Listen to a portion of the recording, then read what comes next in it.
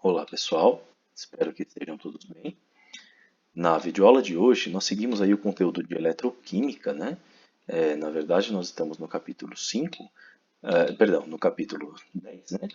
Então, seguindo aí com a resolução de algumas questões para fixar aí o nosso conteúdo, certo? E nos preparar melhor para o vestibular e para o Enem. Então, material na mão e vamos lá.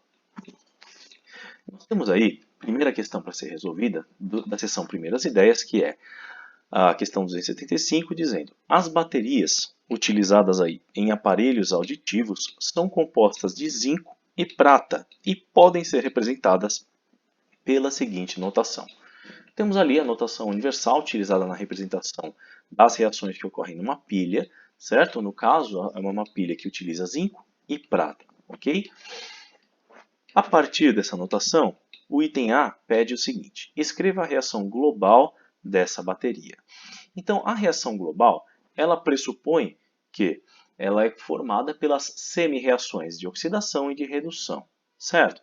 A reação de oxidação tem que ser a primeira parte da nossa notação da pilha, o que significa que o zinco metálico, ou seja, o zinco zero, ele é oxidado pela perda de elétrons para zinco 2+, ou seja, os íons de zinco 2+, que são os íons que vão para a solução, certo? Ou seja, os átomos de zinco são convertidos a íons de zinco no processo de oxidação. E isso pode ser equacionado pela semi-reação de oxidação, que é os átomos de zinco, perdendo os elétrons, formam íons de zinco. Legal?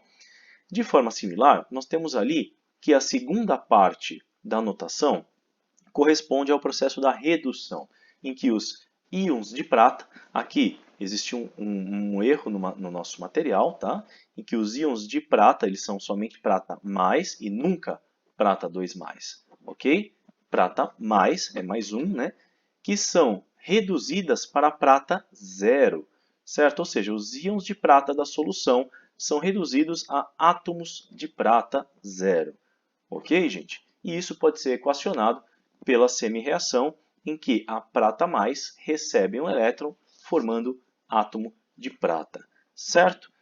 Porém, nós temos que notar que nós temos o zinco perdendo 2 elétrons para cada processo e a prata ganhando somente 1 elétron para cada processo. Nesse caso, basta multiplicarmos a semi-reação da prata, a semi-reação de redução, por um fator de 2, o que leva a coeficientes 2, tanto para a prata, quanto para os elétrons, quanto para os átomos de prata. Beleza? Sendo assim, basta somarmos então as duas semi-reações, tanto a de oxidação do zinco quanto a de redução da prata, obtendo aí a reação global do processo inteiro.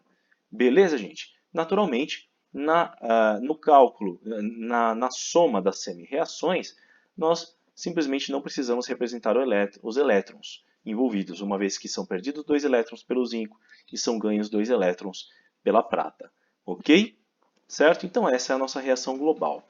Agora, no item B, nós temos: escreva as semi-reações que acontecem no cátodo e no anodo. Ou seja, na prática nós já escrevemos, basta identificar qual é a reação do cátodo, qual é a reação do anodo. Nós temos que a reação do cátodo, ou do cátodo, é sempre a reação de redução, porque é no cátodo que são recebidos os elétrons. É para o cátodo que os elétrons vão, que é exatamente o terminal positivo de uma pilha, certo? Os elétrons eles migram através do circuito externo, né, para justamente o cátodo. E é lá que ocorre a redução, portanto. E, alternativamente, nós temos ali que o ânodo deve ser onde ocorre a oxidação, ou seja, onde ocorre a perda de elétrons. Portanto, é desse terminal do ânodo que saem os elétrons. Beleza, gente? É onde ocorre a oxidação. Perfeito? Então, isso resolve o item B. No item C, pede calcule a diferença de potencial dessa célula, ou seja, qual é a voltagem, qual é a tensão elétrica que essa célula, essa pilha, é capaz de impor num circuito externo, né? Então vamos lá. Pesquisando as nossas referências aqui, ou seja, buscando os potenciais de redução tanto do zinco quanto da prata, nós obtemos os seguintes valores. né? No caso do potencial de redução do zinco, é menos 0,76 volts, certo? Portanto, o potencial de oxidação, que é o mostrado aqui, é de mais, invertemos o sinal, né?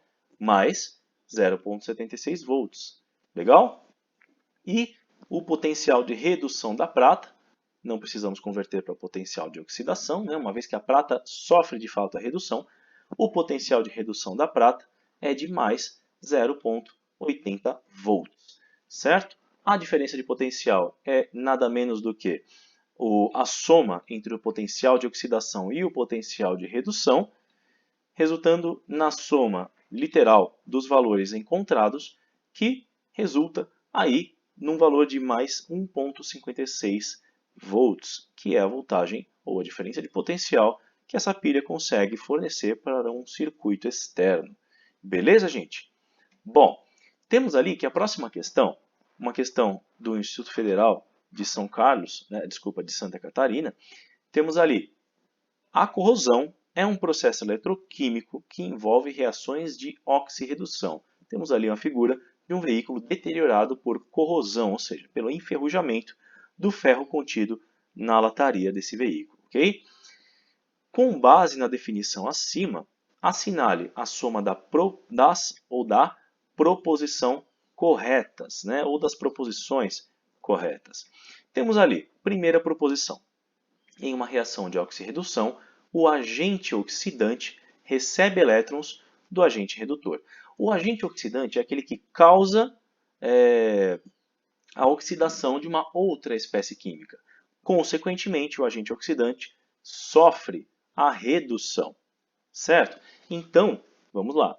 Em uma reação de oxirredução, o agente oxidante recebe elétrons do agente redutor? Sim, ele recebe elétrons, por isso que ele sofre a redução. Então, a afirmativa verdadeira, ok?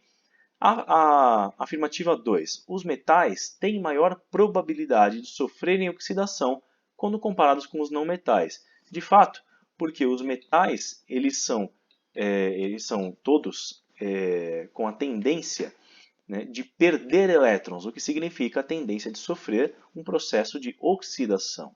Então, de fato, os metais têm maior probabilidade de sofrer oxidação quando comparados com os não metais, que têm tendência a receber elétrons e sofrer redução. Beleza, gente? Então, a afirmativa também é verdadeira. A afirmativa 04. As pilhas, os processos de eletrólise e a destilação fracionada são exemplos de sistemas onde ocorrem reações de oxirredução. Pilhas, como já vimos, sim, é um sistema onde ocorrem reações de oxirredução. Os processos de eletrólise, como veremos, são também processos de aplicação das reações de oxirredução. E a destilação fracionada, por sua vez, já não é, porque não ocorre uma transferência de elétrons de uma espécie para outra na destilação, há apenas uma mudança de estado físico em algumas das substâncias envolvidas no processo. Portanto, a afirmativa 04 é falsa, ok?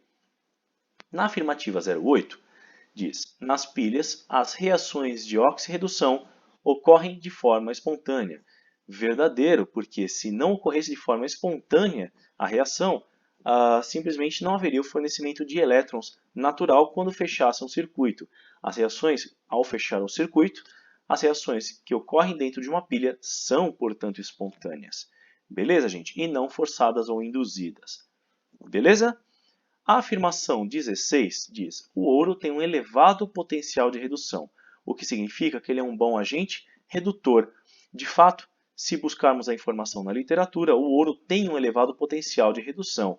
Verdade, porque ele é considerado inclusive um metal nobre. Os metais nobres têm essa característica, elevados potenciais de redução. Legal, com valores positivos dados em volts. No entanto, alguém que sofre redução não pode ser um agente redutor, e sim um agente oxidante. Se ele tem um alto potencial de redução, significa que ele tem um elevado potencial de ser um agente oxidante. Beleza, gente? E, portanto, não um agente redutor. Ok? Nesse caso, a afirmativa 16 é falsa. Beleza, gente? Resposta, somando todas as afirmativas verdadeiras, resulta em um valor de 11. Valeu então, galera? Então, até a próxima videoaula Que a força esteja com vocês. Valeu, pessoal. Até a próxima.